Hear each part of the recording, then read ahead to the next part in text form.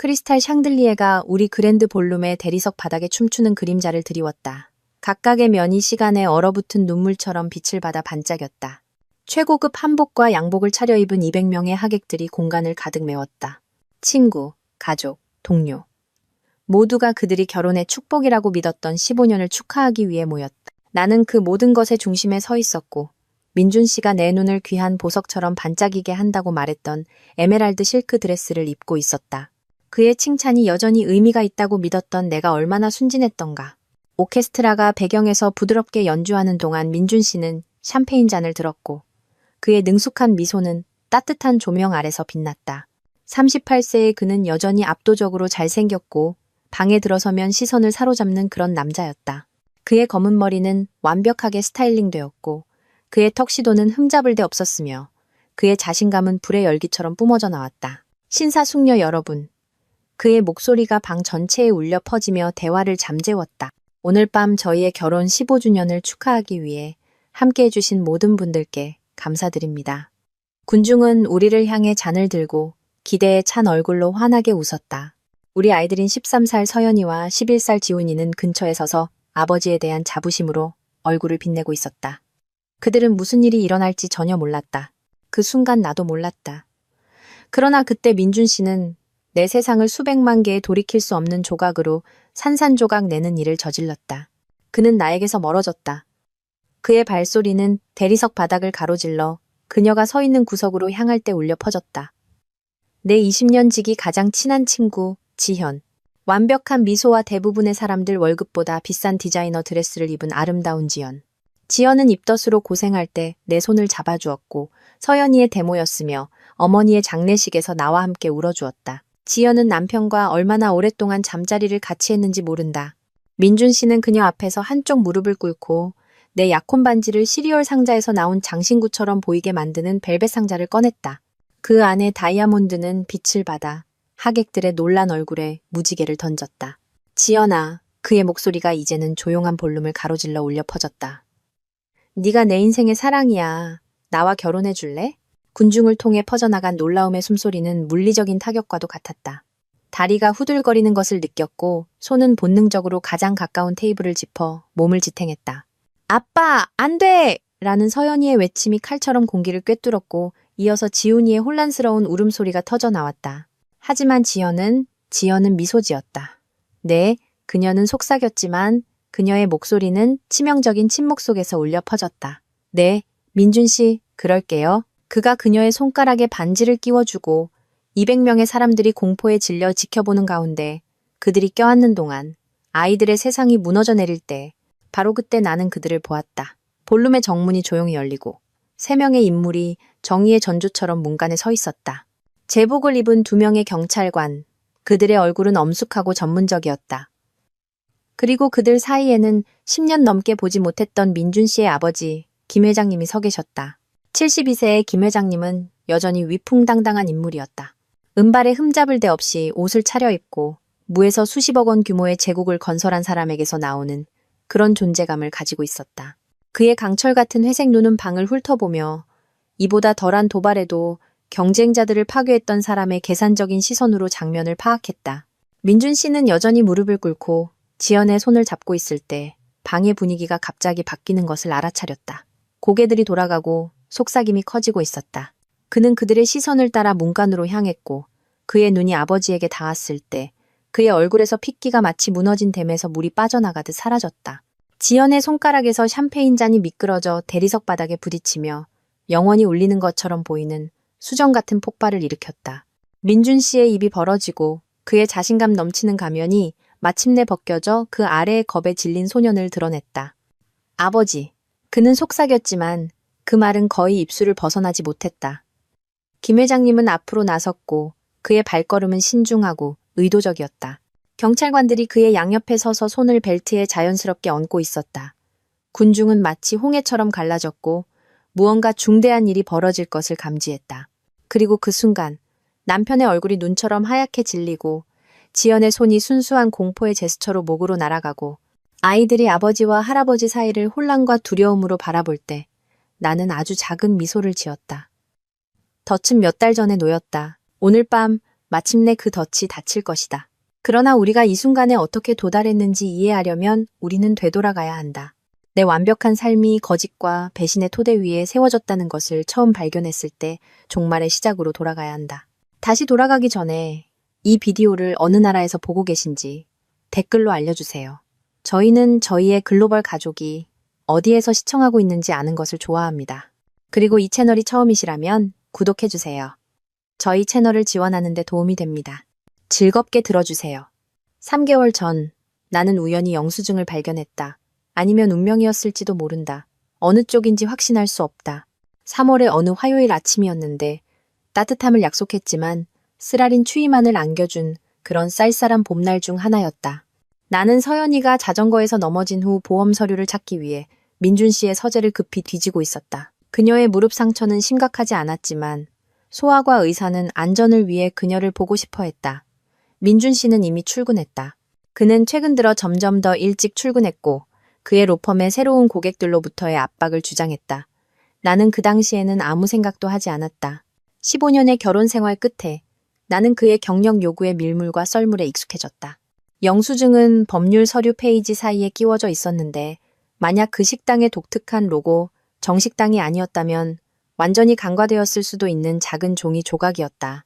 정식당은 서울에서 가장 비싼 한정식 레스토랑으로 민준 씨와 내가 결혼 생활 내내 단 2번만 방문했던 곳이었다. 2번 모두 중요한 기념일이었다. 자세한 내용을 읽으면서 내 손이 떨렸다. 2인용 저녁 식사, 샴페인, 디저트. 날짜는 지난 목요일 밤이었는데 민준 씨가 중요한 사건으로 늦게까지 일해야 해서 자정 이후에나 집에 올 것이라고 전화했던 바로 그 목요일이었다. 그가 일하고 있었다고 추정되는 목요일 밤에 저녁 식사로 50만 원이라니. 나는 그의 가죽 의자에 주저앉았고 영수증은 내 주먹 안에서 구겨졌다. 내 마음은 가능성들을 헤쳐나갔고 각각은 이전 것보다 더 고통스러웠다. 어쩌면 사업상 저녁 식사였을지도 모른다. 어쩌면 그는 고객을 접대하고 있었을지도 모른다. 어쩌면 완벽하게 합리적인 설명이 있었을지도 모른다. 그러나 내 마음 깊은 곳, 아내들이 최악의 두려움을 저장하는 그곳에서 나는 이미 진실을 알고 있었다. 휴대폰이 울리는 소리에 나는 현실로 돌아왔다. 지연에게서 온 문자였다. 나중에 커피 한 잔에 중요한 할 얘기가 있어. 지현, 내 가장 친한 친구, 내 자신감, 내 성인 생활의 모든 중요한 순간에 함께 있었던 여자. 우리는 대학에서 만났고 밤늦게까지 공부하고 끔찍한 남자친구들에 대해 이야기하며 유대감을 형성했으며 결혼, 직장 생활, 그리고 어머니가 되어서도 우정을 유지했다. 그녀는 내가 가져본 적 없는 자매였고 내 문장을 끝내고 내 비밀을 아는 친구였다. 나는 재빨리 답장했다. 오늘은 안 돼. 서연이 병원 예약 있어. 다음에 보자. 물론이지. 내 대녀에게 네 기모가 뽀뽀 전해줘. 사랑해. 나도 사랑해. 한때 위안을 주었던 그 말들이 이제는 작은 단검처럼 느껴졌다. 왜냐하면 내 영혼 어딘가에서 끔찍한 의심이 뿌리내리기 시작했기 때문이다. 나는 멍한 상태로 소아과 병원으로 운전했고 서연이는 뒷좌석에서 다가오는 학교 연극에 대해 제잘거리는 동안 나는 운전대를 잡은 손을 안정시키려고 애썼다. 그녀의 무릎 상처는 경미했다. 나비 반창고 3개와 화려한 반창고 하나였지만 나는 의사의 지시를 거의 듣지 못했다. 내 마음은 여전히 민준 씨의 사무실에 있었고 여전히 그 영수증을 들고 있었고 여전히 내 발밑에서 세상이 흔들리는 것을 느끼고 있었다. 그날 저녁 나는 아이들이 잠들 때까지 기다렸다가 민준 씨와 마주했다. 그는 요즘 자주 그렇듯이 서재에서 사건 파일을 작업하고 있었다. 그러나 내가 문을 밀고 들어갔을 때 그는 재빨리 컴퓨터 화면에 무언가를 최소화했다. 민준 씨, 나는 내가 느끼는 것보다 더 안정된 목소리로 말했다. 우리 얘기 좀 해야겠어요. 그는 고개를 들었고 잠시 동안 나는 그의 얼굴에 무언가가 스쳐 지나가는 것을 보았다. 죄책감? 두려움? 너무 빨리 사라져서 내가 상상했을 수도 있다. 무슨 일이야, 여보? 그는 우리가 데이트하던 시절부터 나를 불렀던 애칭을 사용했지만 이제는 배우가 대사를 읊는 것처럼 공허하게 느껴졌다. 나는 그의 책상 위에 영수증을 놓았다. 이게 당신 서류 가방에 있었어요. 그는 아래를 흘끗 보았고 나는 그의 턱이 거의 감지할 수 없을 정도로 굳어지는 것을 보았다. 사업상 저녁 식사야. 아영아. 유 회장님네. 알다시피 내가 작업해온 상속 계획 사건이야. 유 회장님 부부 말인가요? 내가 물었다. 강원도에 계신 그 노부부요. 응. 그는 내 눈을 마주치지 않았다. 민준 씨, 유 회장님 부인은 6개월 동안 요양원에 계셨어요. 치매를 앓고 계시고요. 그 사건은 그냥 남편의 유언에 관한 거예요. 우리 사이의 침묵은 심연처럼 길어졌다. 민준 씨의 손이 키보드로 옮겨갔고 손가락은 아무것도 입력하지 않은 채 초조하게 키위를 춤췄다. 유 회장님과 그의 변호사를 만났어. 그는 마침내 말했다. 우리는 전략을 논의해야 했어. 그것은 거짓말이었다. 나는 알고 있었다. 그도 알고 있었다. 그리고 우리 둘 다 내가 알고 있다는 것을 알고 있었다. 그러나 우리는 어쨌든 게임을 했다. 진실이 너무 끔찍해서 인정할 수 없을 때 부부들이 하는 방식이었다. 알았어요. 나는 조용히 말했다. 그냥 모든 것이 괜찮은지 확인하고 싶었어요. 모든 것이 괜찮아, 아영아. 그냥 일 스트레스야. 그는 컴퓨터로 돌아섰고 나를 무시했다. 좀 자야겠어. 피곤해 보여. 나는 내 집에서 낯선 사람이 된 기분으로 그의 사무실을 떠났다. 한때 따뜻하고 환영받는 느낌이었던 복도는 이제 차갑고 낯설게 느껴졌다. 벽에는 가족 사진이 줄지어 있었다. 결혼식 날 민준 씨와 나, 웃는 아이들, 명절 모임, 해변으로의 휴가. 그 모든 것이 어쩌면 결코 실제가 아니었을지도 모르는 삶의 증거처럼 느껴졌다. 나는 서연이의 방에서 그녀가 자는 것을 지켜보았다. 13살의 그녀는 나를 점점 더 닮아가기 시작했다. 똑같은 검은 머리, 똑같은 고집센 턱. 그러나 그녀는 민준 씨의 눈, 대학에서 처음 나를 사로잡았던 그 깊은 갈색 눈을 가지고 있었다. 그녀도 그의 속임수 능력을 물려받을까? 다음은 지훈이의 방이었다. 11살의 그는 여전히 지연이 첫 생일 선물로 준 가장 좋아하는 코끼리 인형을 안고 잤다. 그는 여러 면에서 민준 씨의 축소판이었다. 그의 자신감, 그의 매력, 친구를 쉽게 사귀는 능력. 나는 그가 아버지가 내 마음을 아프게 하는 것처럼 마음을 아프게 하는 사람으로 자랄지 궁금했다. 그날 밤 나는 민준 씨가 내 옆에서 평화롭게 자거나 자는 척하는 동안 천장을 바라보며 깨어 있었다. 나는 더 이상 그 차이를 구별할 수 없었다. 내가 15년 동안 사랑했던 남자, 내 아이들의 아버지, 내 온 마음을 다해 믿었던 사람이 낯선 사람이 되었다. 그러나 최악의 부분은 거짓말 그 자체가 아니었다. 이것이 단지 시작에 불과하다는 확신이 커져가는 것이었다. 내 동생 서연이는 항상 우리 사이에서 현실적인 사람이었다. 내가 사람들에게서 최고를 보는 경향이 있는 반면 그녀는 너무 여러 번 실망해서 셀 수 없을 정도로 실망한 사람의 명료한 실용주의로 세상을 본다. 41세의 그녀는 나보다 2살 많았고 사람들이 서로에게 상처를 줄 수 있는 방식에 대해 무한히 더 현명했다. 그래서 영수증을 발견한 다음 날 아침 내가 그녀에게 전화했을 때 그녀는 주저하지 않고 자신의 서비스를 제공했다. 내가 그를 따라가 볼게. 그녀는 마치 우리가 남편을 감시하는 것이 아니라 식료품 쇼핑에 대해 논의하는 것처럼 태연하게 말했다. 서연아, 그러면 안 돼. 아영아, 내 말 들어봐. 그녀의 목소리는 부드럽지만 단호했다. 너는 알아야 해. 모르는 것은 너를 산채로 잡아먹을 것이고 너는 그 아이들을 생각해야 해.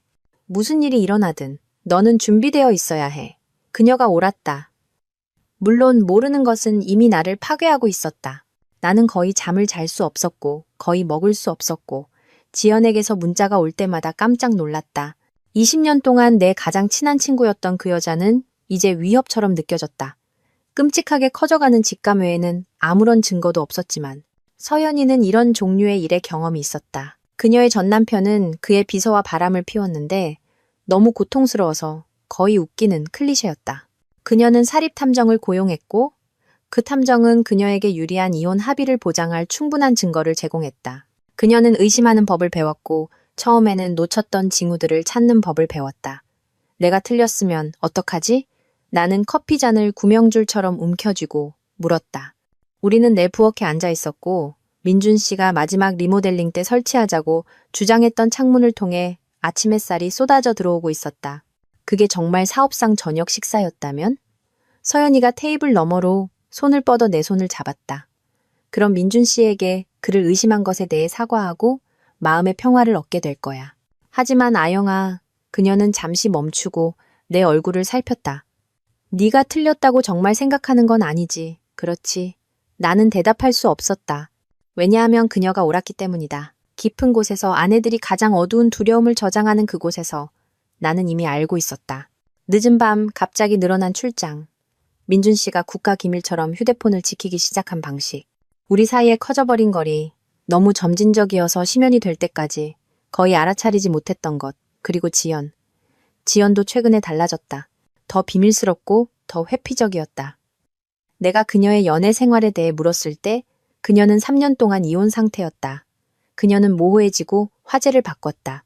그녀는 항상 합리적인 변명을 대며 지난 3번의 커피 데이트를 취소했지만 그럼에도 불구하고 변명이었다. 조심할게. 서연이가 약속했다. 내가 틀렸다면 내가 지켜보고 있었다는 것을 아무도 모를 거야. 그 목요일, 나는 아이들을 학교에 데려다주고 평소에 일과를 하려고 노력했다. 나는 도서관에서 자원봉사를 하고 식료품 쇼핑을 하고 드라이클리닝을 찾았다. 교회의 아내이자 어머니의 모든 평범한 일들이 여동생이 무엇을 발견하고 있을지에 대해 생각하지 않으려고 노력하는 사람의 기계적인 정밀함으로 수행되었다. 서연이는 삼시에 나에게 전화했다. 아영아, 그녀가 말했고 나는 그녀의 목소리 톤에서 내 최악의 두려움이 곧 확인될 것이라는 것을 즉시 알았다. 미안해. 정말 미안해. 나는 식료품점의 냉동식품 코너에 있었고 아이스크림과 피자의 일상적인 현실에 둘러싸여 있을 때 내 인생이 무너졌다. 말해줘. 나는 속삭였다. 그는 조선 팰리스 호텔에 있어.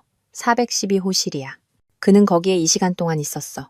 그녀는 잠시 멈췄고 나는 그녀의 목소리에서 주저함을 들을 수 있었다. 아영아, 그는 혼자가 아니야. 누구? 나는 이미 알고 있었지만 물었다. 지현이야. 그 말은 나를 강타했다. 나는 냉동고 케이스에 기댔고 내 재킷을 통해 스며드는 추위에 20년의 우정이 먼지로 부서지는 것을 느꼈다. 지현. 내 결혼식 들러리. 서연이의 데모. 내가 진통을 겪는 동안 내 손을 잡아준 여자. 내가 독감에 걸렸을 때 나에게 수프를 가져다 준 여자. 민준 씨의 코골이와 그가 설거지를 싱크대에 남겨두는 습관에 대해 내가 불평하는 것을 들어준 여자. 지현. 내 남편과 잠자리를 같이 하고 있었던 여자. 얼마나 됐어? 나는 간신히 물었다. 아직 몰라. 하지만 아영아, 그들은 함께 편안해 보였어. 이게 새로운 일이 아닌 것처럼.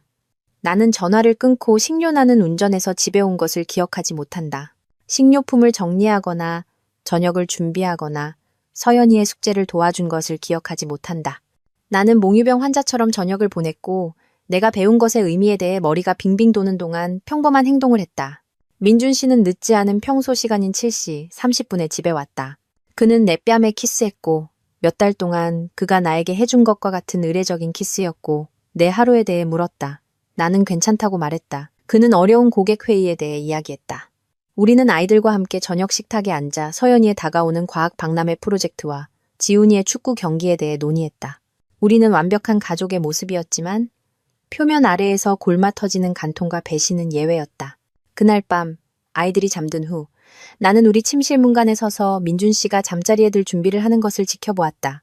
그는 15년의 결혼 생활 동안 따랐던 것과 같은 일상으로 양치질을 하고 있었다. 그러나 이제 나는 이전에 간과했던 것들을 알아차렸다. 그가 침대 옆 탁자에 휴대폰을 엎어두는 방식, 그가 쓰기 시작한 새로운 향수, 2년 동안 방치했던 헬스장 회원권을 갑자기 갱신한 것. 얼마나 오랫동안 나는 눈이 멀었을까? 얼마나 많은 징후를 놓치거나 합리화했을까? 아영아. 민준 씨의 목소리가 나를 생각에서 깨웠다. 쳐다보고 있잖아. 그런가요? 나는 억지로 미소를 지었다. 미안해요. 그냥 내일 일정 생각하고 있었어요. 그는 고개를 끄덕이고 침대에 올라가 등을 돌리고 옆으로 누웠다. 몇 분 안에 그의 호흡은 잠이나 잠자는 척하는 리듬으로 깊어졌다. 나는 더 이상 그 차이를 구별할 수 없었다. 나는 새벽까지 깨어 천장을 바라보며 다음 행동을 계획했다. 왜냐하면 내 신뢰의 잔해 속에서 한 가지가 분명해졌기 때문이다. 나는 바람피운 남편과 마주하고 가스라이팅 당하고 무시당하는 한심한 아내가 되지 않을 것이다. 나는 소리 지르고 울고 요구해서 그를 지연의 품으로 더 밀어넣는 여자가 되지 않을 것이다. 나는 전략적일 것이다. 나는 똑똑할 것이다. 그리고 나는 그들 둘 다 내 가족에게 한 일에 대해 대가를 치르게 할 것이다. 다음 날 아침, 나는 오랫동안 해보지 않았던 일을 했다. 나는 민준 씨의 휴대폰을 뒤졌다.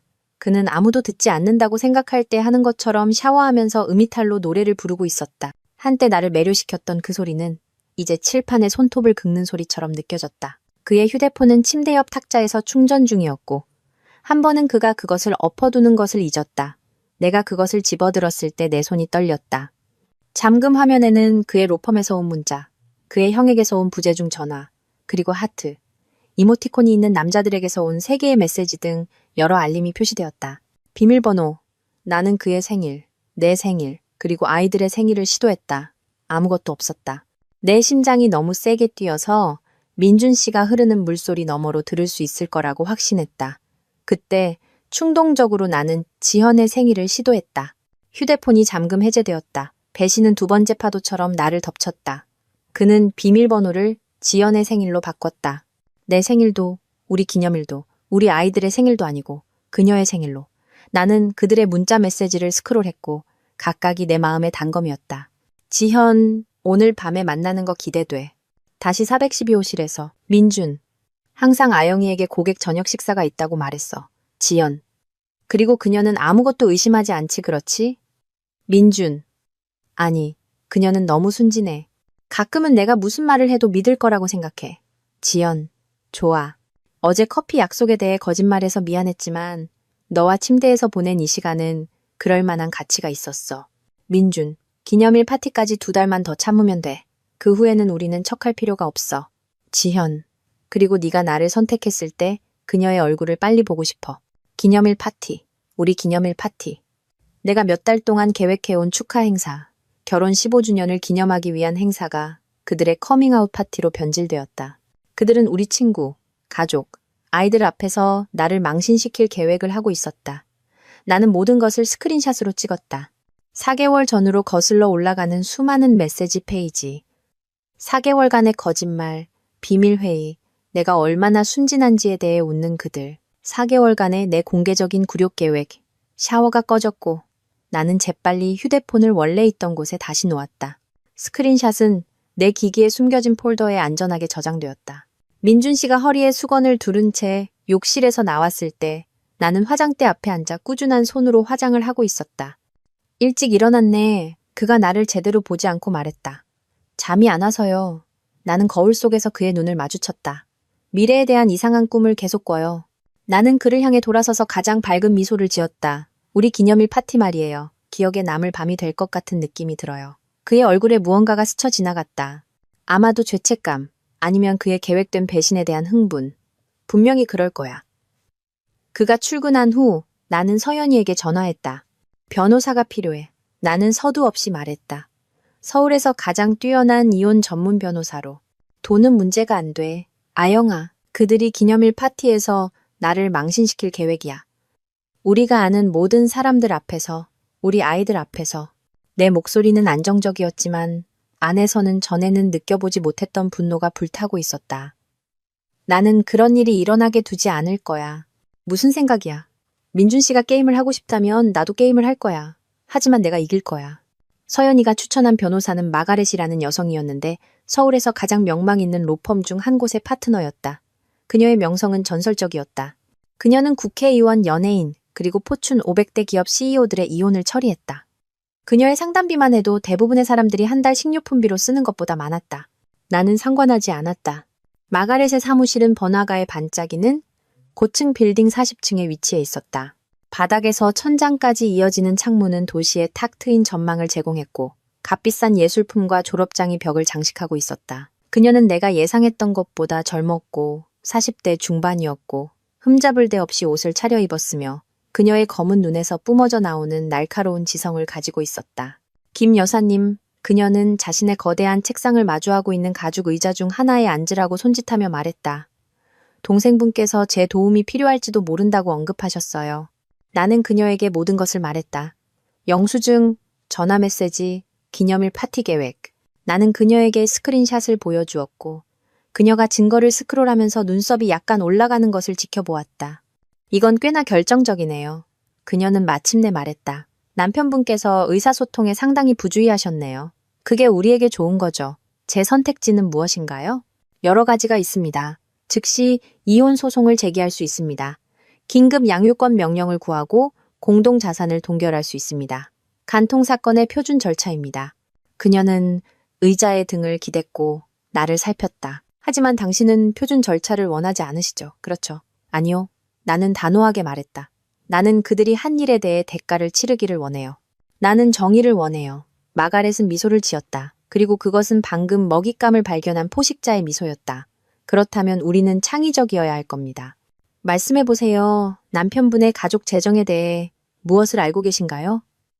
그 질문은 나를 당황하게 했다. 그의 가족 재정이요? 남편분의 아버지가 김 회장님이시죠? 맞습니까? 수십억 원대 부동산 개발업자요? 네. 하지만 그들은 말을 안 해요. 10년 넘게 소원하게 지냈어요. 소원할 수는 있지만 법적으로 단절된 것은 아닙니다. 가족 신탁의 조건을 알고 계신가요? 나는 고개를 저었다. 민준 씨는 아버지의 돈에 대해 한 번도 이야기한 적이 없었다.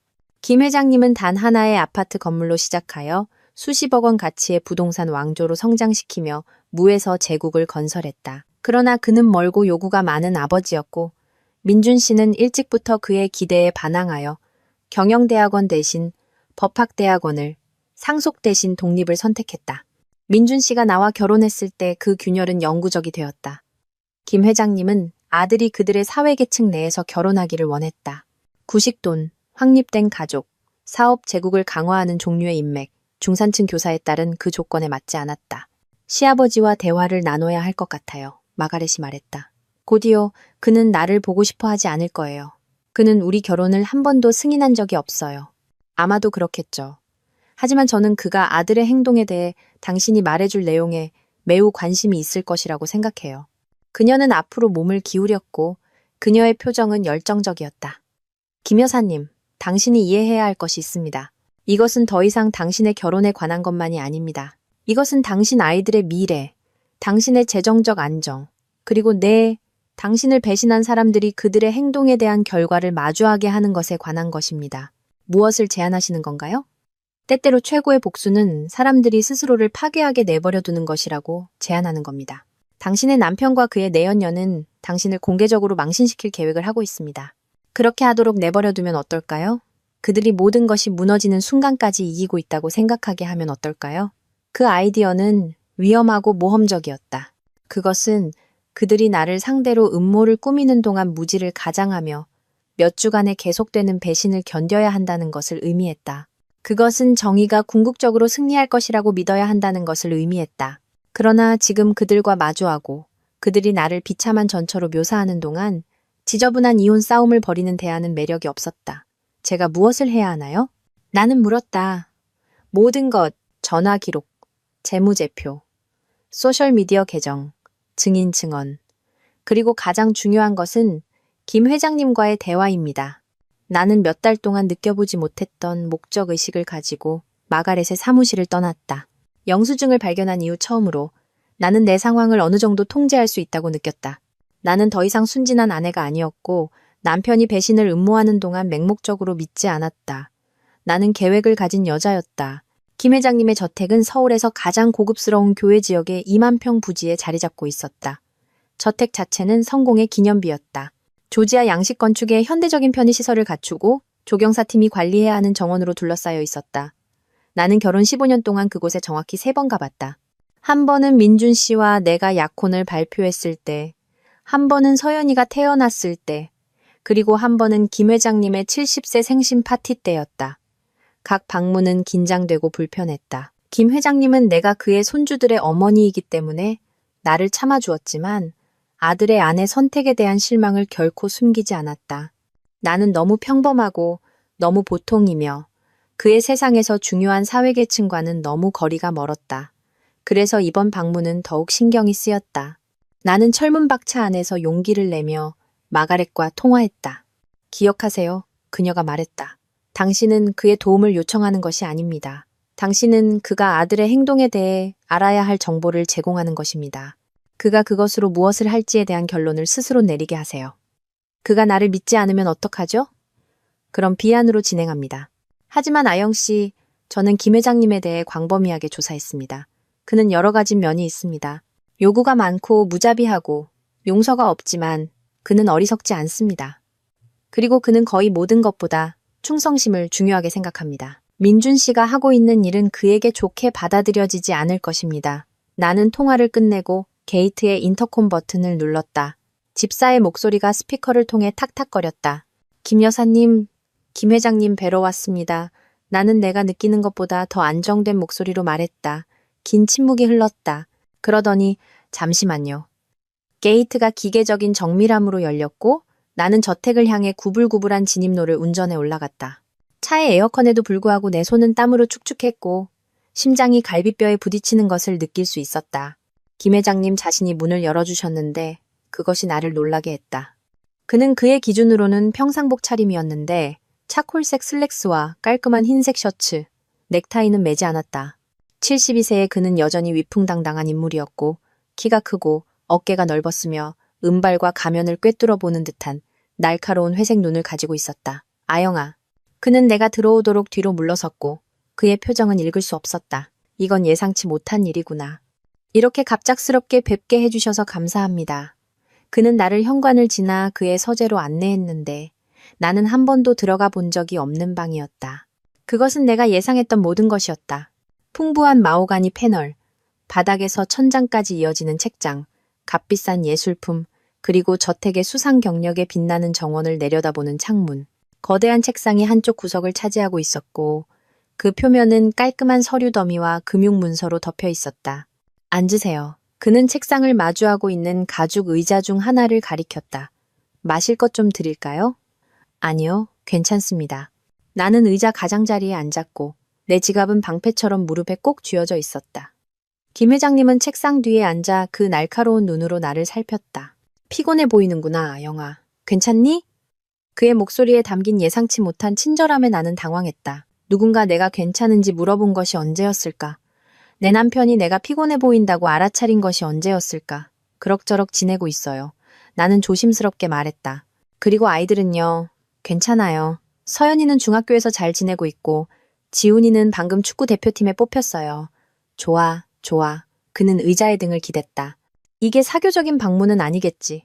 너는 민준이 없이 온 적이 없잖니. 여기였다. 진실의 순간. 나는 심호흡을 하고 그의 시선을 똑바로 마주했다. 회장님, 아드님에 대해 드릴 말씀이 있어요. 듣고 싶지 않으실 이야기일 거예요. 그의 표정은 변하지 않았지만 나는 그의 손이 의자 팔걸이 위에서 굳어지는 것을 보았다. 듣고 있겠다. 나는 모든 것을 말했다.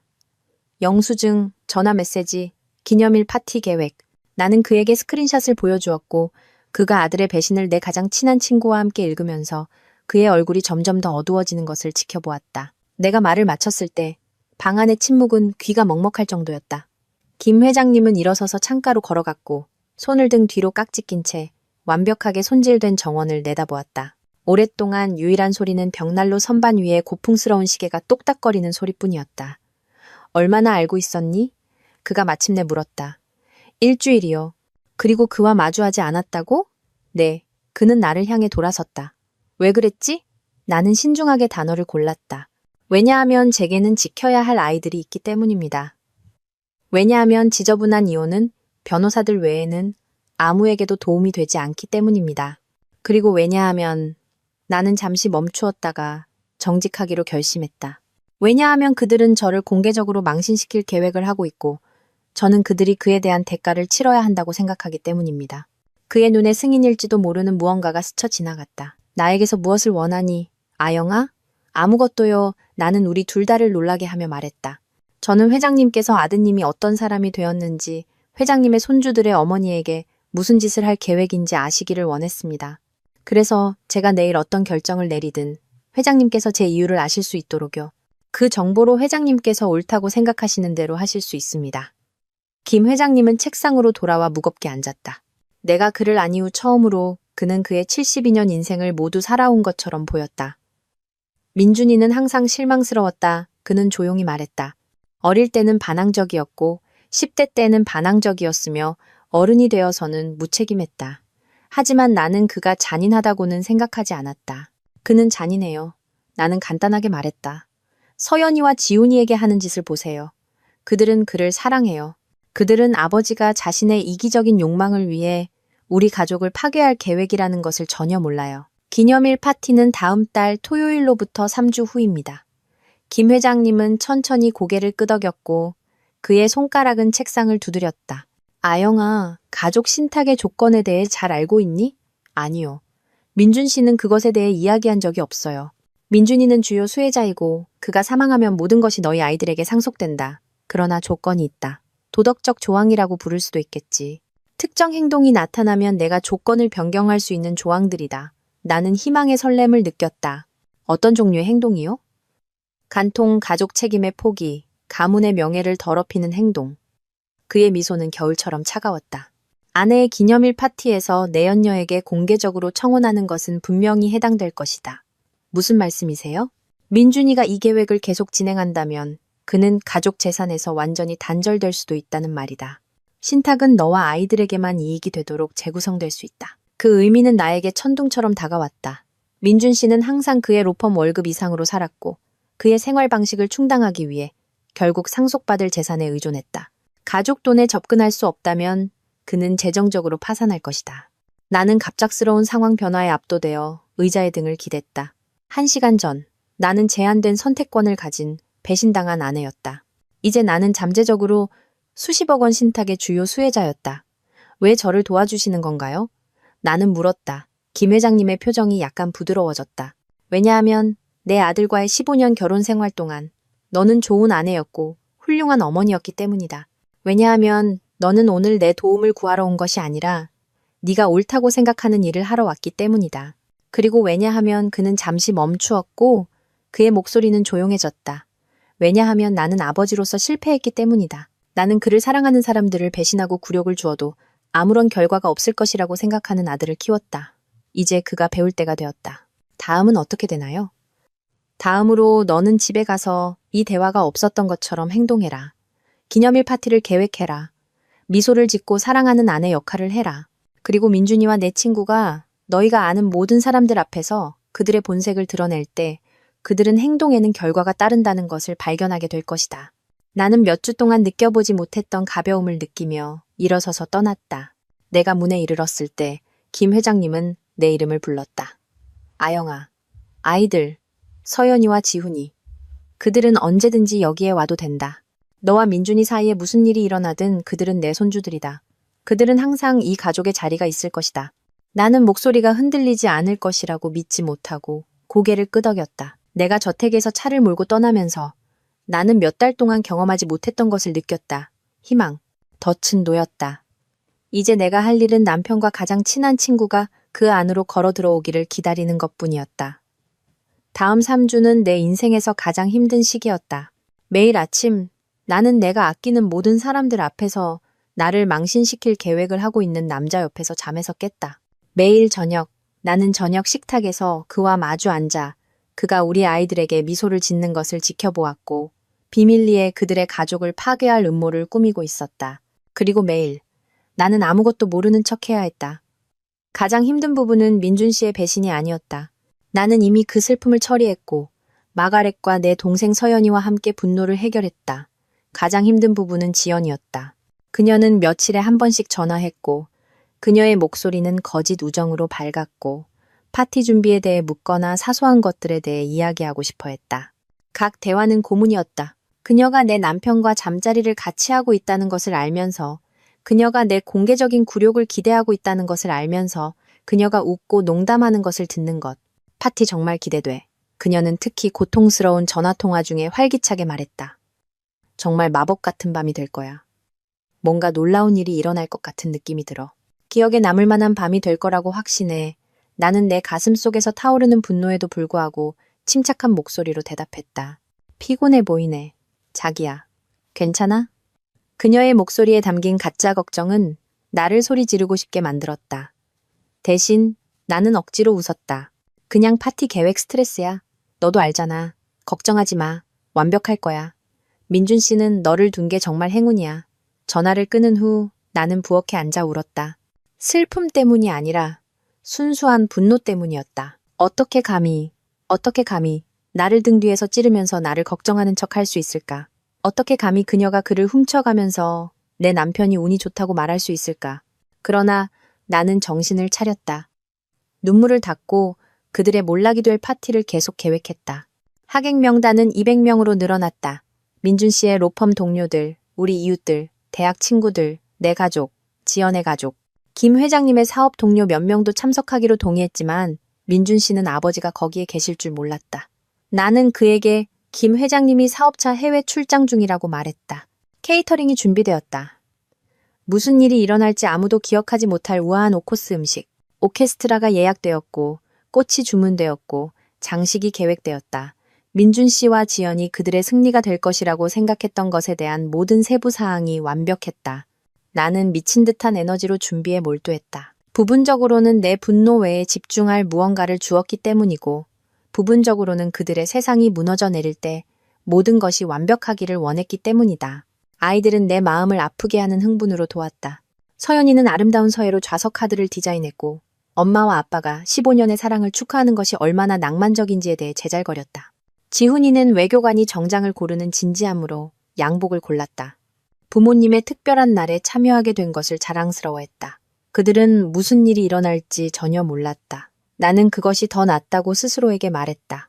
그들은 충격을 받겠지만 적어도 몇 주 동안 그것을 두려워하지는 않을 것이다. 그럼에도 불구하고 그들의 순진한 흥분을 지켜보는 것은 깨진 유리를 삼키는 것 같았다.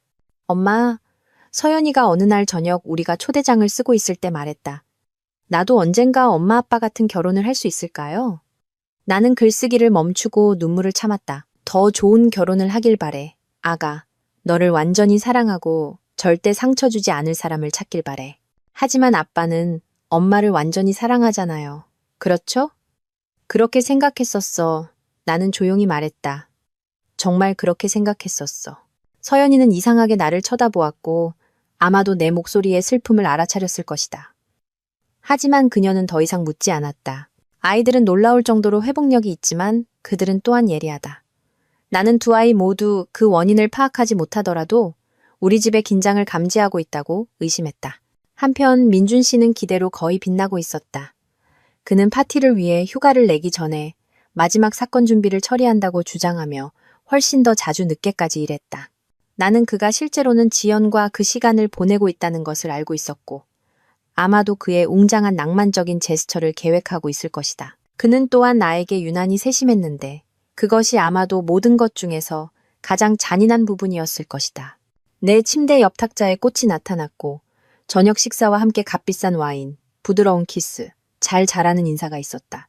나는 그가 나를 떠나기 몇 주 전에 더 나은 남편이 됨으로써 그의 죄책감을 달래고 있다는 것을 역겨운 명확함으로 깨달았다. 요즘 정말 다정하시네요. 어느 날 저녁 내가 파티 준비를 하는 동안 그가 내 어깨를 주무르자 내가 말했다. 우리가 데이트할 때가 생각나요. 당신은 다정함을 받을 자격이 있어. 그가 내 목에 부드러운 손길로 대답했다. 요즘 일 때문에 정신이 없었어. 내가 당신을 얼마나 소중히 여기는지 알려주고 싶었어. 그 거짓말은 그의 혀에서 너무나 부드럽게 흘러나와서 나는 그가 진심이라고 거의 믿을 뻔했다. 거의. 파티는 아름다울 거야. 그가 계속했다. 당신이 계획을 정말 잘했어. 완벽했으면 좋겠어요. 우리가 절대 잊지 못할 밤이 되도록요. 그럴 거야. 그가 말했고 나는 그의 목소리에서 확신을 들었다. 믿어봐, 아영아. 모든 것을 바꿀 밤이 될 거야. 그가 얼마나 옳은지 알았더라면. 파티 3일 전 서연이가 마지막 준비를 돕기 위해 왔다. 우리는 부엌에서 파티 기념품을 포장하고 있을 때 그녀가 마침내 내가 두려워하던 질문을 했다. 이 계획에 대해 확신해? 그녀가 조용히 말했다. 아직 마음을 바꿀 시간이 있어. 우리는 그들을 개인적으로 마주하고 법원을 통해 이 문제를 처리할 수 있어. 나는 작은 초콜릿 상자 주위에 리본을 필요 이상으로 세게 묶었다. 그들은 나를 공개적으로 망신시키고 싶어해. 그들은 우리 아이들을 포함해서 우리가 아는 모든 사람들 앞에서 우리 가족을 파괴하고 싶어해. 왜 그들이 결과 없이 그렇게 하도록 내버려둬야 하지? 네가 그들보다 낫기 때문이야. 아마도. 하지만 나는 다른 뺨을 내미는 착한 여자가 되는 것에 질렸어. 나는 테이블 건너편에서 그녀의 눈을 마주쳤다. 그들은 그들의 선택을 했어. 서연아. 이제 그들은 그 결과와 함께 살아야 해. 그녀는 고개를 끄덕였지만 나는 그녀의 표정에서 걱정을 볼 수 있었다. 서연이와 지훈이는 어떻게? 이건 그들에게 충격을 줄 거야. 민준 씨가 계획하고 있는 일이 그들에게 충격을 줄 거야. 적어도 이런 식으로. 그들은 행동에는 결과가 따른다는 것을 보게 될 거야. 그들은 대가를 치르지 않고 사람들을 다치게 할 수 없다는 것을 배우게 될 거야. 그리고 만약 무언가 잘못되면? 만약 김 회장님이 나타나지 않으면? 만약 경찰이 오지 않으면? 만약 그럼 내가 처리할게. 나는 기념품 포장을 마치고 다른 상자를 집었다. 하지만 서연아, 나는 15년 동안 민준 씨의 완벽한 아내였어. 지지하고 신뢰하고 결코 의심하지 않고 너무 많이 요구하지 않았지. 그리고 그게 나에게 무엇을 가져다 주었을까? 그는 내가 내 자신의 기념일 파티에서 다른 여자에게 청혼하는 동안 그냥 서서 미소 지을 만큼 한심하다고 생각한다. 너는 한심하지 않아. 아니, 그렇지 않아. 그리고 민준 씨가 그것을 배울 때가 되었어. 파티 전날 밤 나는 잠을 잘 수 없었다. 나는 남편 옆 침대에 누워 그의 평화로운 숨소리를 들으며 곧 바뀔 모든 것에 대해 생각했다. 내일 밤까지 우리 결혼은 끝날 것이다. 우리 아이들의 삶은 뒤집힐 것이다. 우리가 15년 동안 쌓아온 편안한 일상은 산산조각 날 것이다. 그러나 아마도 그것이 최선이었을 것이다. 아마도 거짓말 속에서 사는 것을 멈출 때가 되었을 것이다. 나는 침대에서 빠져나와 새로운 눈으로 우리 집을 둘러보았다. 복도에 늘어선 가족 사진. 서연이와 지훈이는 그것들을 간직하고 싶어 할까? 아니면 너무 고통스러울까? 우리가 함께 선택한 가구. 나는 그것을 내 새 집으로 가져갈까? 아니면 너무 많은 추억을 담고 있을까? 서연이의 방에서 나는 딸이 자는 것을 지켜보았고 내일 무슨 일이 일어나든 그녀와 그녀의 오빠를 보호하겠다고 조용히 약속했다. 그들은 이것을 이겨낼 것이다. 우리 모두 그럴 것이다.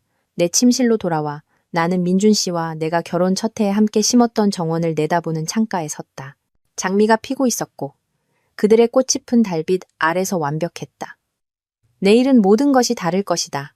그러나 오늘 밤 단 몇 시간 더 나는 우리가 한때 그랬던 행복한 가족인 척할 수 있었다. 나는 남편 옆에서 잠을 자는 마지막 밤이 될 것이라는 것을 알고 침대로 돌아가 눈을 감았다.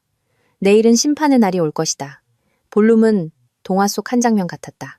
수천 송이의 흰 장미가 크리스탈 꽃병에서 쏟아져 나왔고 그 향기는 값비싼 양초의 향기와 섞였다. 깔끔한 유니폼을 입은 서버들이 은쟁반의 샴페인 잔을 배열하는 동안 오케스트라는 악기를 조율했다. 모든 것이 가장 작은 세부 사항까지 완벽했다. 나는 민준 씨가 여러 번 칭찬했던 에메랄드 실크 드레스를 입고 그 모든 것의 중심에 서 있었고 내 인생의 공연을 준비하는 여배우처럼 느껴졌다. 3시간 후면 200명의 하객들이 이 공간을 가득 메울 것이다. 4시간 후면 내 남편은 우리가 아는 모든 사람들 앞에서 내 가장 친한 친구에게 청혼할 것이다. 그리고 5시간 후면 그들의 세상은 무너져 내릴 것이다. 엄마 아름다워요. 서연이가 부드러운 분홍색으로 된 자신의 드레스, 내 것의 주니어 버전을 조정하며 말했다. 13살의 그녀는 자신이 될 여성의 모습을 엿보기 시작했고 오늘 밤이 그녀의 순수함 일부를 훔쳐갈 것이라는 것을 아는 내 마음이 아팠다. 고마워, 아가. 나는 그 순간을 기억하며 그녀의 머리카락을 쓸어 넘겼다. 너도 아름다워. 지훈이가 작은 턱시도를 입고 나타났다. 그의 머리카락은 필요 이상으로 많은 젤로 뒤로 넘겨져 있었다. 나 어른처럼 보여요? 그가 진지하게 물었다. 아주 어른스러워. 나는 그의 나비 넥타이를 바로잡아주며 안심시켰다. 아빠가 정말 자랑스러워 하실 거야. 민준 씨는 커프스 단추를 조절하며 욕실에서 나왔다. 그는 검은 턱시도를 입고 너무나 잘생겼고 그의 검은 머리는 완벽하게 스타일링 되었으며 그의 미소는 자신감 있고 밝았다. 그를 보니 이 사람이 체계적으로 우리 가족을 배신해온 바로 그 사람이라는 것을 믿기 어려웠다. 우리의 큰 밤을 맞을 준비됐어? 그가 뒤에서 내 허리에 팔을 두르며 물었다. 나는 그의 따뜻함, 그의 익숙한 향수, 내가 수년 동안 믿어왔던 견고한 존재감을 느끼며 그에게 등을 기댔다. 준비됐어. 그 어느 때보다도.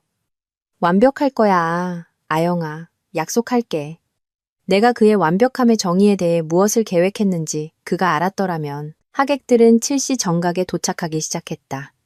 나는 민준 씨 옆에 서서 친구들과 가족들로부터 축하와 축복의 말을 받았다. 모두가 파티가 얼마나 아름다운지, 우리가 얼마나 행복해 보이는지, 15년이 지나도 여전히 사랑에 빠져 있는 부부를 보는 것이 얼마나 감동적인지에 대해 이야기했다. 지연은 아마도 대부분의 사람들, 주택담보대출보다 더 비싼 빨간 드레스를 입고 화려하게 늦게 도착했다.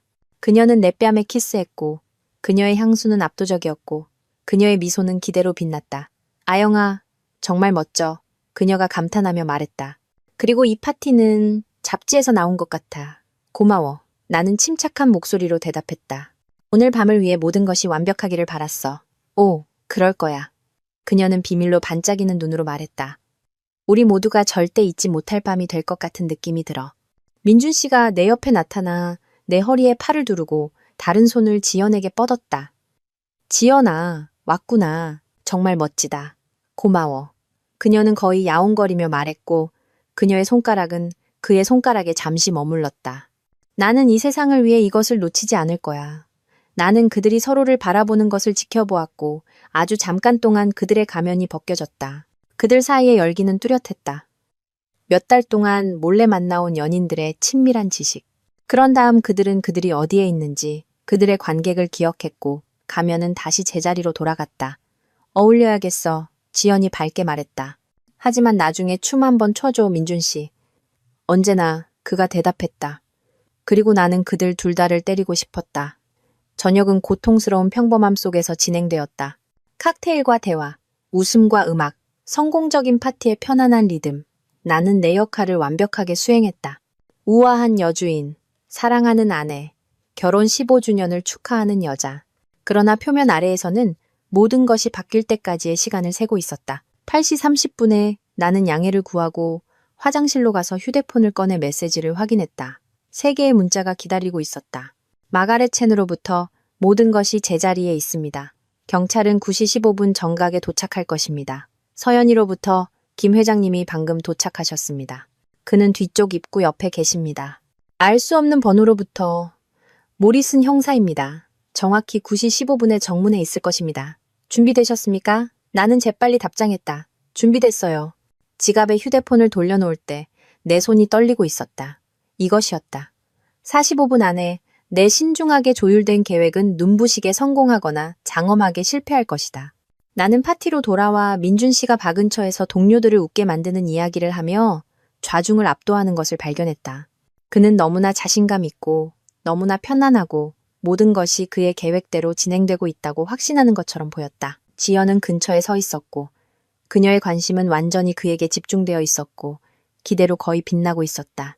9시에 민준 씨는 군중을 조용히 시키기 위해 손을 들었다. 신사숙녀 여러분, 잠시 주목해 주시겠습니까? 대화가 멎고 얼굴들이 기대를 안고 우리를 향했다. 나는 서연이와 지훈이가 나에게 더 가까이 다가오는 것을 느꼈고 그들의 작은 손이 내 손을 잡았다. 오케스트라는 침묵했다. 오늘 밤 15년의 멋진 결혼 생활을 축하하기 위해 여기 와주신 모든 분들께 감사드립니다. 민준 씨는 나를 똑바로 바라보며 따뜻하고 진심 어린 미소를 지으며 시작했다. 아영아, 당신은 가장 놀라운 아내였고 가장 놀라운 어머니였으며 내가 아는 가장 강한 여성이었어. 군중은 찬성하며 중얼거렸다. 뒤에서 누군가 올소, 올소라고 외쳤다. 그러나 그때 민준 씨는 내 피를 차갑게 만드는 일을 했다. 그는 나에게서 멀어졌다. 하지만 그는 계속해서 목소리를 높였다. 오늘 밤은 과거를 축하하는 것만이 아닙니다. 미래를 인정하는 것입니다. 혼란스러운 중얼거림이 군중을 통해 퍼져나갔다. 나는 방 뒤쪽 근처에 있는 내 동생 서연이의 걱정으로 굳어진 얼굴을 보았다. 내 손을 잡은 서연이의 소나기가 더 세졌다. 민준 씨는 갑자기 조용해진 볼룸에서 그의 발소리가 울려 퍼지는 대리석 바닥을 가로질러 걸어갔다. 그는 놀란 척하려 했지만 비참하게 실패한 지연 앞에 멈춰섰다. 때때로 민준 씨는 방의 모든 구석에 그의 목소리가 들리도록 말했다. 인생은 행복에 대한 두 번째 기회를 줍니다. 때때로 당신은 당신이 함께 있어야 할 사람이 바로 당신 옆에 있었다는 것을 발견합니다. 군중의 놀라움은 들을 수 있었다. 이제 나는 누군가, 오, 맙소사, 그가 정말로 이걸 하고 있는 거야, 라고 속삭이는 것을 들었다.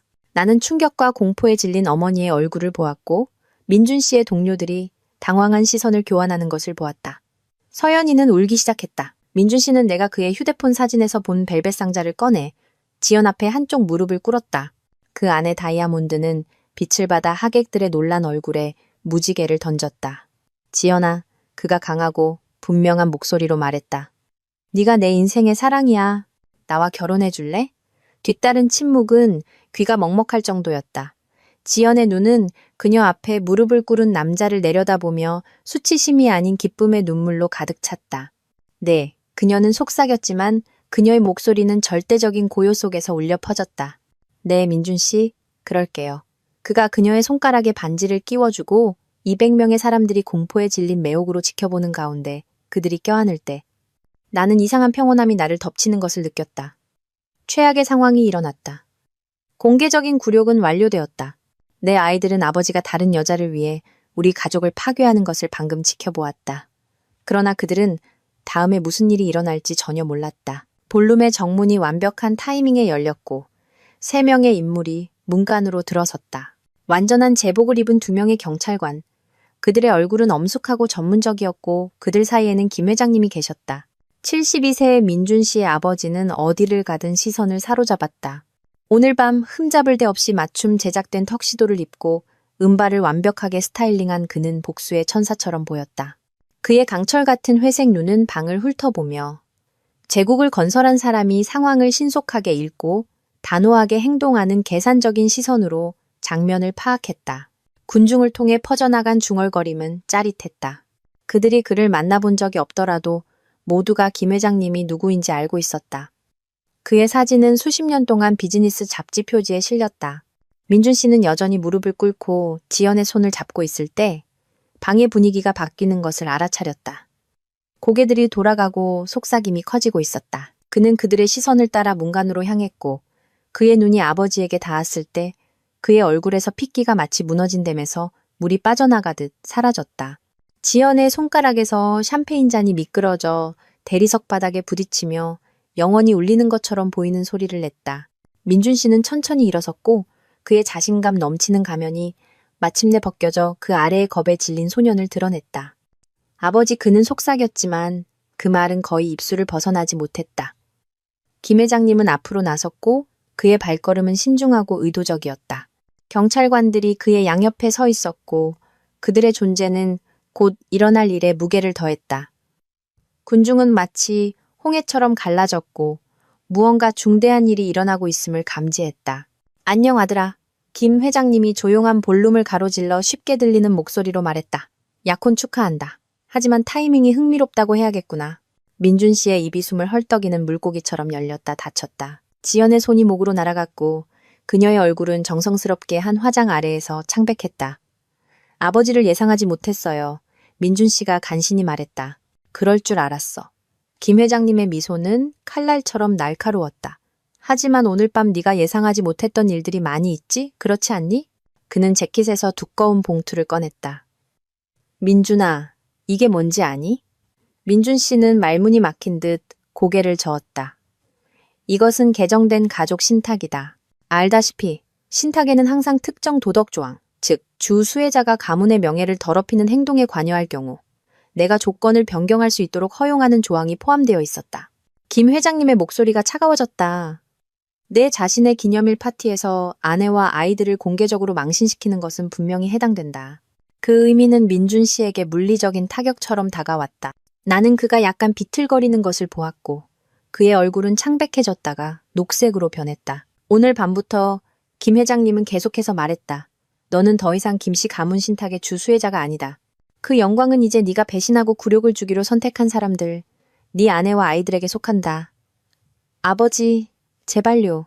더욱이 김 회장님은 민준 씨의 간청을 가로막으며 말했다. 나는 내 회계사들에게 내 재정을 조사하도록 했다. 내 공동신용카드가 여기 지연 씨에 의해 광범위하게 사용되었다는 것을 알고 있었니? 스파 트리트먼트, 쇼핑, 값비싼 저녁 식사, 모두 그녀가 법적으로 접근할 권리가 없는 계좌로 청구되었다. 지연의 얼굴이 하얗게 질렸다. 저는 몰랐어요. 민준 씨가 괜찮다고 했어요. 분명히 김 회장님이 대답했다. 하지만 거짓된 명목으로 다른 사람의 금융계좌를 사용하는 것에는 법적 용어가 있다. 그것은 사기라고 불린다.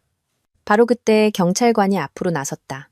정지연 씨, 그들 중 한 명이 공식적이고 엄한 목소리로 말했다. 당신은 신용카드 사기 및 신분 도용 혐의로 체포됩니다.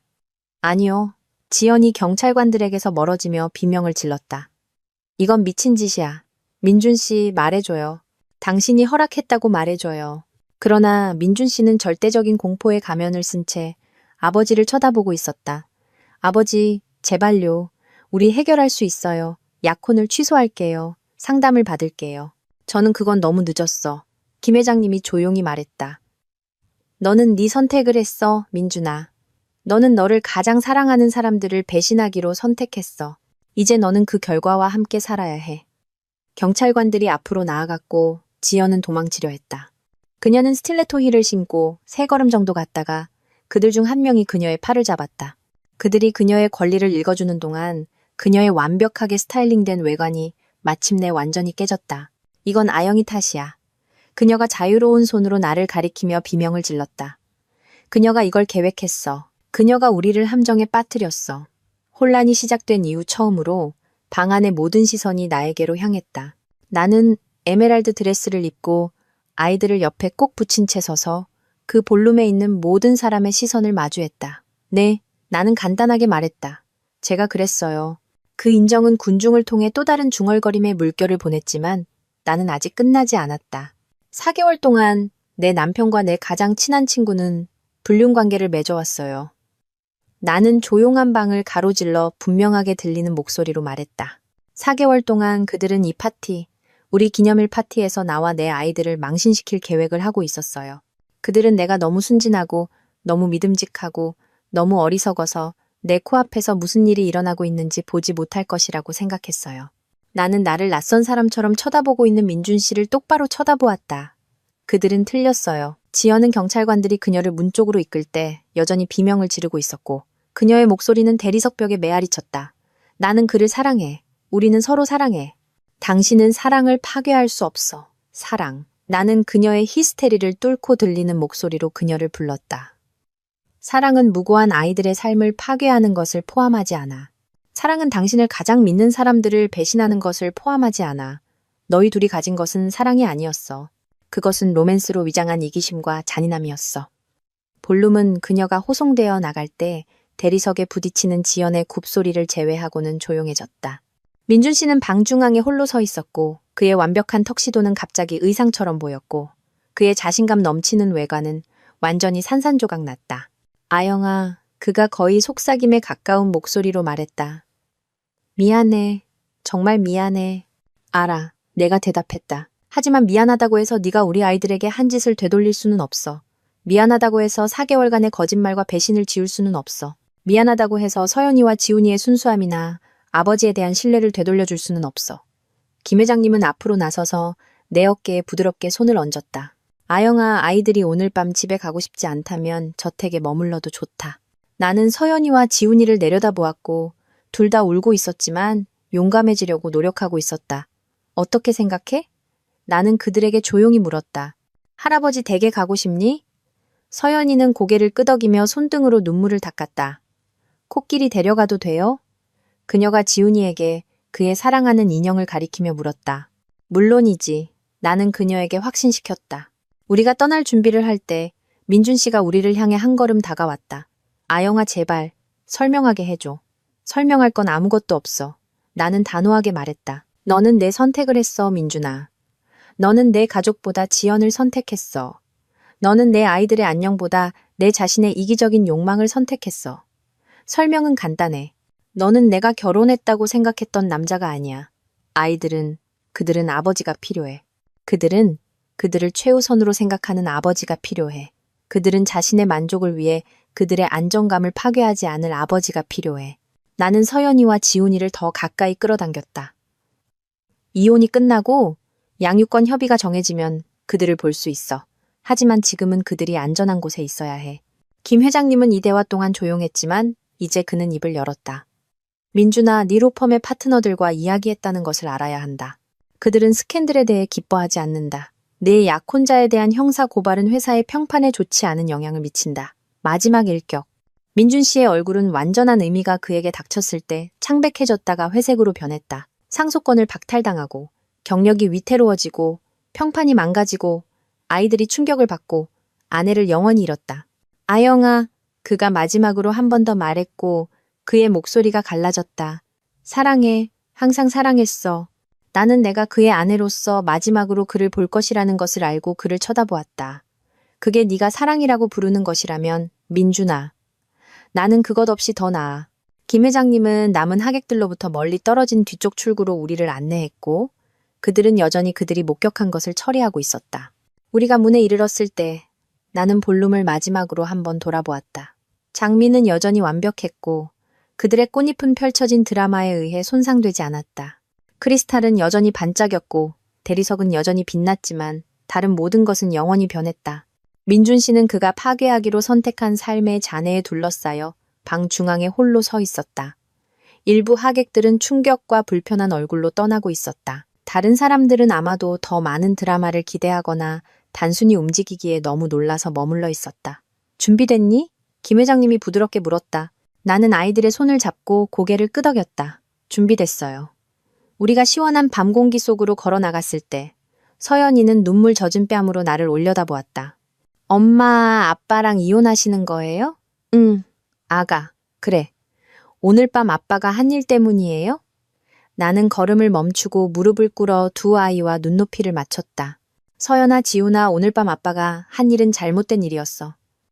결혼은 사랑과 헌신, 그리고 가족을 최우선으로 생각하는 것이어야 해. 아빠는 그 사실을 잊어버렸고, 이제 우리 가족은 변해야 해.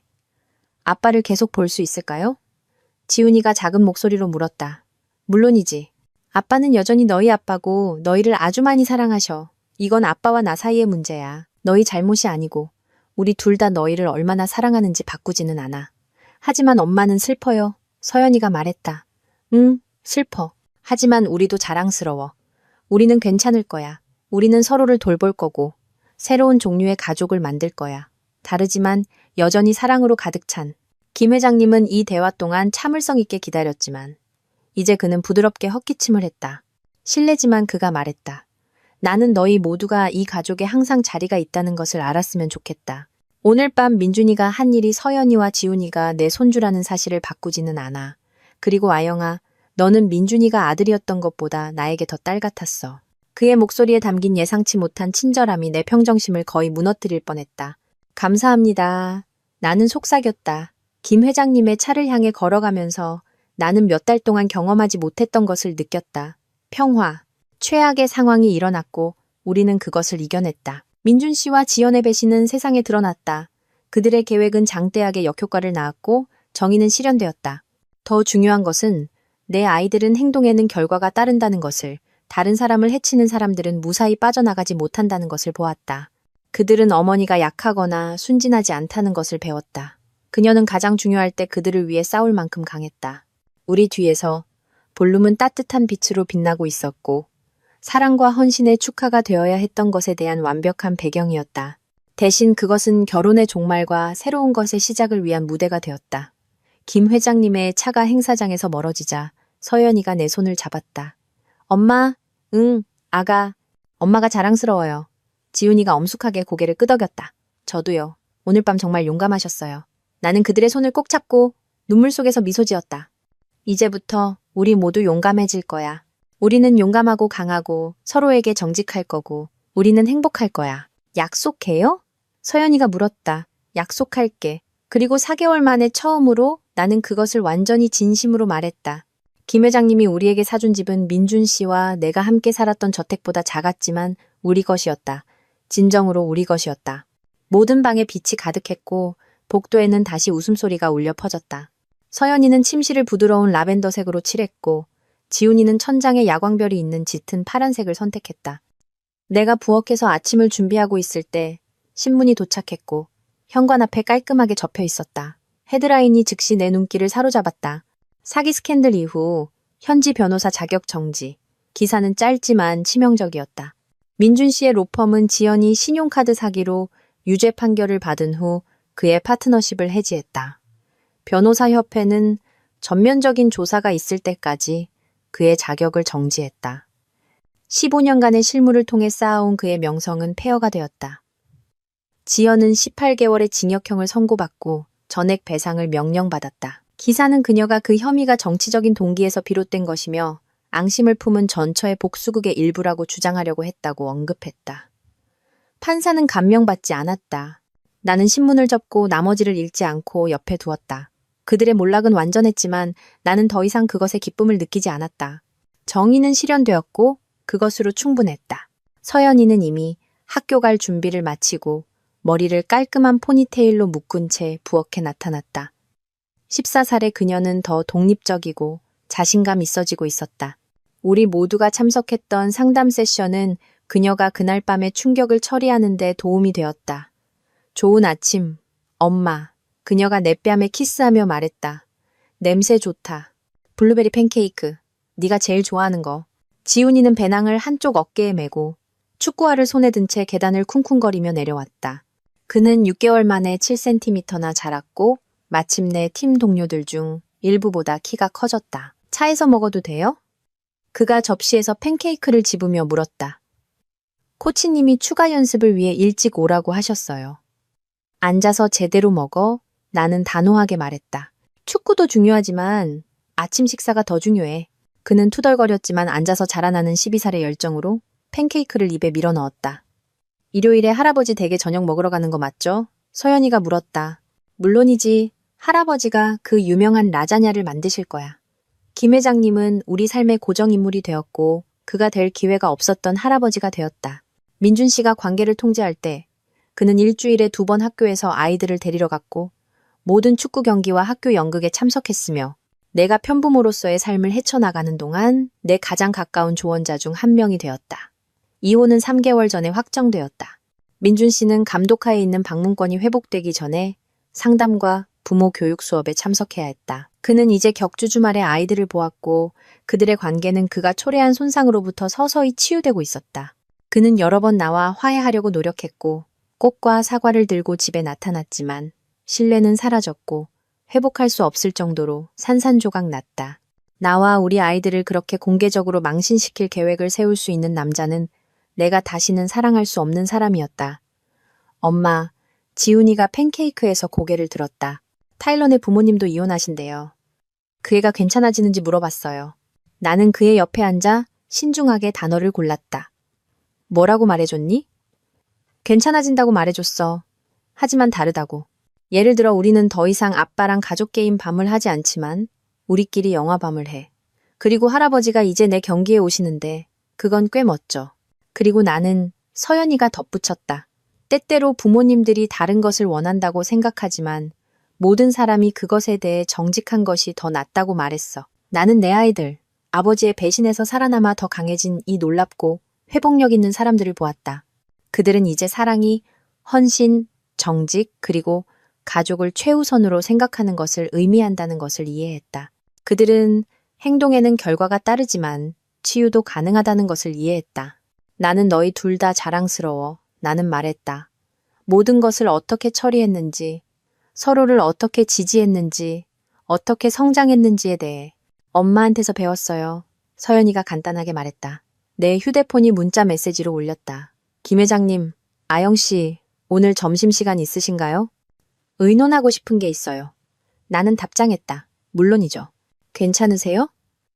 괜찮은 것 이상입니다. 제안할 것이 있어요.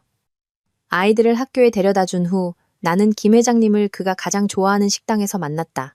영원히 내 사업을 잃은 정식당이 아니라 훌륭한 커피를 제공하고 고통스러운 기억을 간직하지 않은 시내의 작은 비스트로였다. 내가 도착했을 때 그는 이미 앉아 있었고 법률 문서처럼 보이는 것을 읽고 있었다. 73세의 그는 여전히 예리했고 그의 은발은 완벽하게 스타일링되었으며 그의 존재는 방 안의 모든 사람으로부터 존경을 받았다. 아영아, 그는 일어나서 나를 맞이하며 내 뺨에 키스했다. 멋져 보이는구나.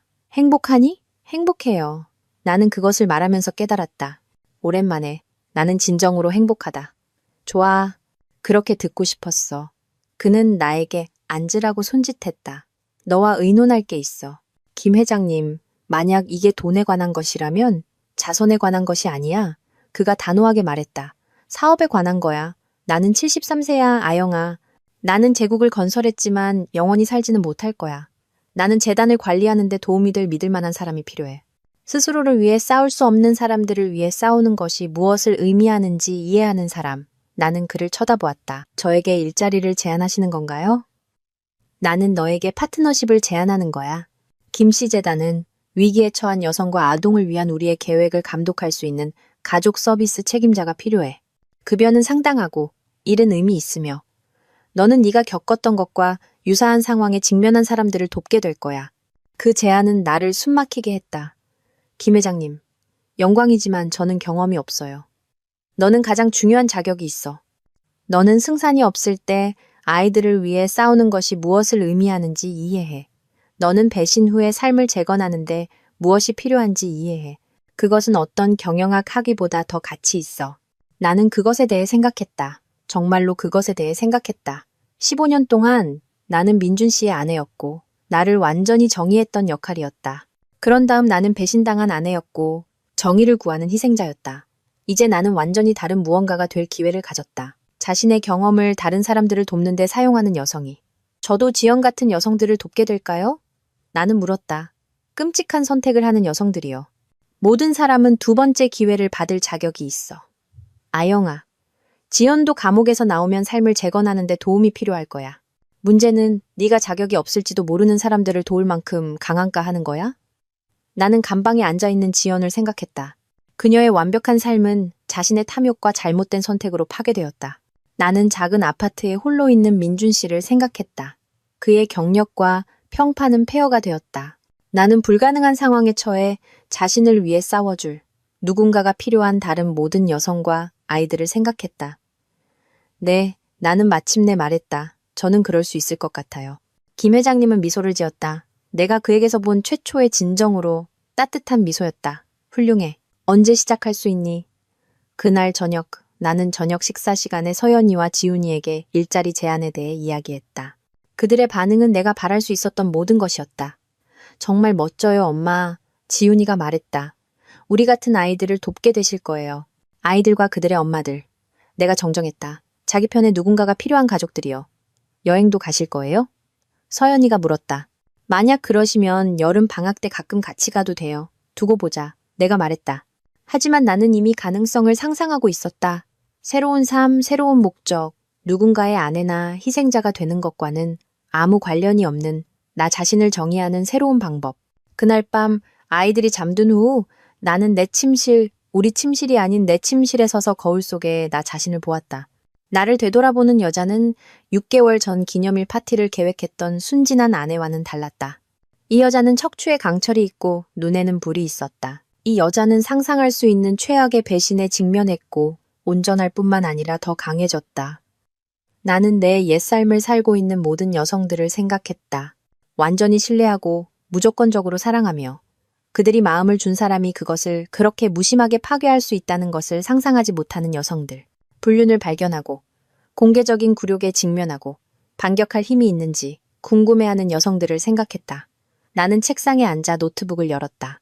말은 쉽게 나왔고 힘들게 얻은 지혜와 치열한 결단력의 자리에서 흘러나왔다. 어둠 속에서 이것을 읽고 있는 여성에게 아마 당신은 모든 것을 바꾼 무언가를 발견했기 때문에 새벽 2시에 잠을 이루지 못하고 이 이야기를 발견했을 것이다. 아마 당신은 주차장에서 차에 앉아 집에 가서 모르는 척할지 결정하려고 하고 있을 것이다. 아마 당신은 다음에 올 일을 마주할 만큼 강한지 궁금해하고 있을 것이다. 나는 당신이 무언가를 알았으면 좋겠다. 당신은 당신이 생각하는 것보다 강하다. 6개월 전 나는 당신이었다. 나는 내 결혼이 견고하다고 생각했고 완전히 신뢰했으며 내가 가장 사랑하는 사람이 자신의 이기적인 욕망을 위해 내 공개적인 굴욕을 조종할 수 있다고는 상상하지 못했던 여자였다. 나는 순진하고 어리석고 완전히 망가졌다고 느꼈던 여자였다. 그러나 내가 배운 것은 다음과 같다. 배신당했다고 해서 약해지는 것은 아니다.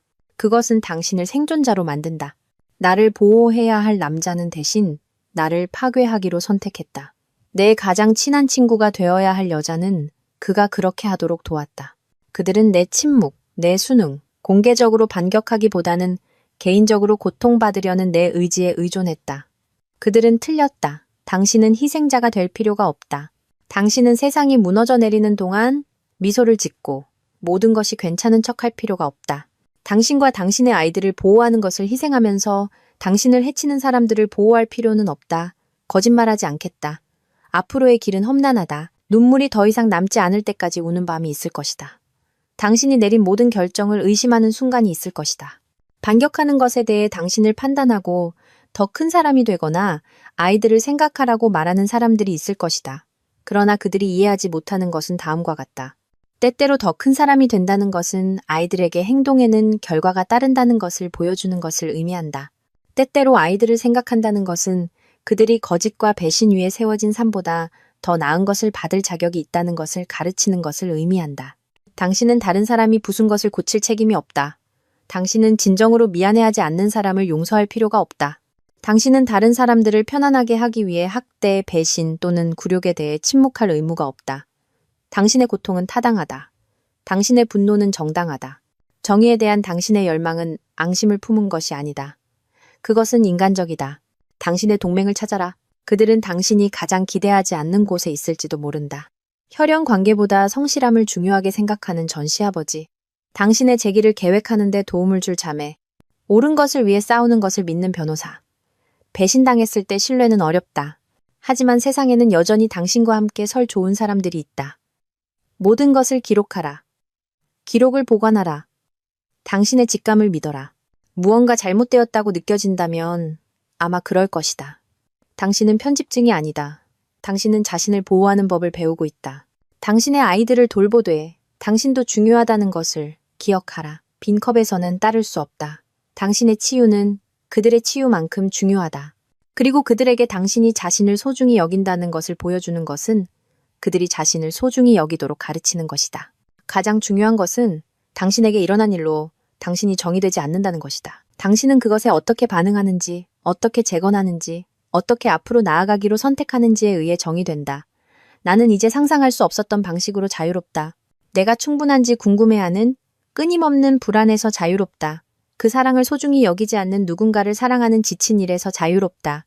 거짓 위에 세워진 결혼이라는 감옥에서 자유롭다. 나는 매일 아침 웃음과 정직으로 가득 찬 집에서 잠에서 깬다. 내 아이들은 사랑이 존중을 의미한다는 것을 배웠다. 가족은 안전한 공간이어야 한다는 것. 그들의 어머니는 가장 중요할 때 그들을 보호할 만큼 강하다는 것을. 나는 내 삶에 의미를 주는 일을 한다. 상호 존중에 기반한 관계와 내 자신의 꿈에 의해서만 제한되는 미래. 이것이 배신 후의 자유가 보이는 모습이다. 흉터가 없는 것이 아니라 힘이 있는 것. 슬픔이 없는 것이 아니라 희망이 있는 것. 두려움이 없는 것이 아니라 다음에 올 모든 것을 마주할 용기. 당신은 그 용기를 내면에 가지고 있다. 당신은 항상 그것을 가지고 있었다. 이제 당신은 그것을 내보내기만 하면 된다. 내 자신의 기념일 파티에서 너를 망신시키려던 여자는 너를 완전히 과소평가했다. 같은 실수를 하지 마라. 너는 네가 아는 것보다 강하다. 너는 네가 느끼는 것보다 용감하다. 너는 네가 받은 것보다 더 나은 것을 받을 자격이 있다. 그리고 네가 그것을 위해 싸울 준비가 되었을 때 너는 마법 같은 것을 발견하게 될 것이다. 너는 내내 그 힘을 가지고 있었다. 반격하라. 일어서라. 내 진실을 말하라. 세상은 네가 네 자유로 무엇을 할지 지켜보고 있다. 사랑과 연대를 담아. 아영. 나는 문서를 저장하고 노트북을 닫았고 몇 달 동안 느껴보지 못했던 가벼움을 느꼈다. 내일. 나는 다른 여성과 아이들이 불가능한 상황에서 벗어나는 길을 찾도록 돕는 새로운 일을 시작할 것이다. 하지만 오늘 밤 나는 내 자신의 집, 내 자신의 침대에서 배신의 잿더미에서 재건된 삶의 조용한 만족감에 둘러싸여 평화롭게 잠을 잘 것이다. 아침에 서연이는 내가 커피를 만드는 동안 흥얼거리는 것을 발견했다. 엄마, 달라 보이세요. 그녀가 내 접시에서 토스트 한 조각을 훔치며 말했다. 어떻게 달라? 행복해 보이세요? 정말 행복해 보이세요? 그냥 괜찮은 척하는 게 아니라 행복해요. 나는 그녀를 껴안았다. 세상이 잔인할 수 있다는 것을 너무 어렸을 때 배웠지만 우리가 더 강해질 수 있다는 것도 배우니 현명한 딸. 나는 정말 행복해. 나는 그녀에게 말했다. 아주 오랜만에 나는 내가 누구인지, 내 인생에서 무엇을 하고 싶은지 정확히 알아. 그게 뭔데요? 다른 사람들이 그들이 생각하는 것보다 더 강하다는 것을 발견하도록 돕는 것. 서연이는 미소 지었다. 그거 좋네요. 저도 가끔 도울 수 있을까요? 물론이지. 우리가 함께 그들을 도울 거야. 그녀가 학교로 향할 때 나는 내 밝고 정직한 부엌을 둘러보았고 몇 년 동안 경험하지 못했던 것을 느꼈다. 내가 있어야 할 바로 그곳에 있다는 절대적인 확신. 기념일 파티는 이제 6개월 전이었지만 여러 면에서 그것은 중요한 모든 것의 시작이었다. 내 진짜 삶의 시작, 내 자유의 시작, 내가 항상 되어야 했던 여자가 되는 것의 시작.